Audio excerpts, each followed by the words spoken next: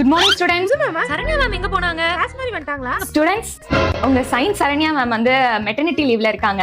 அதனால உங்க போர்ஷன்ஸ் எல்லாம் கம்ப்ளீட் பண்றதுக்காக நான் தான் உங்க நியூ சப்ஸ்டிடியூட் டீச்சரா வந்திருக்கேன். சரண்யா மேம் வர மாட்டாங்களா? ஐயோ.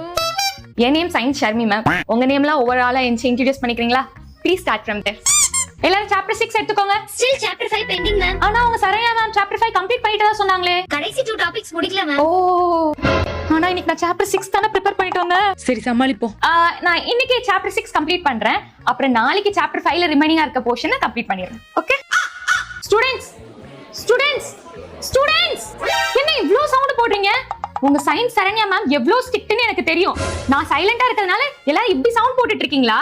நானும் அவங்கள மாதிரி ஸ்கேல் எடுத்து அடிக்க ஆரம்பிக்கவா? அடிப்பேன்னு சொன்னோனே பயந்துட்டாங்களா? சம. ஓகே, இப்ப எல்லாரும் நோட்புக் எடுத்துக்கோங்க. நான் क्वेश्चन ஆன்சர் எழுதி போடுறேன், பார்த்து எழுதிக்கோங்க. Ma'am dictate பண்ணா போதும். டிக்டேட் பண்ணா போதுமா? ஓ ஓகே, நான் இவ்வளவு நாள் பிரைமரிக்கு எடுத்து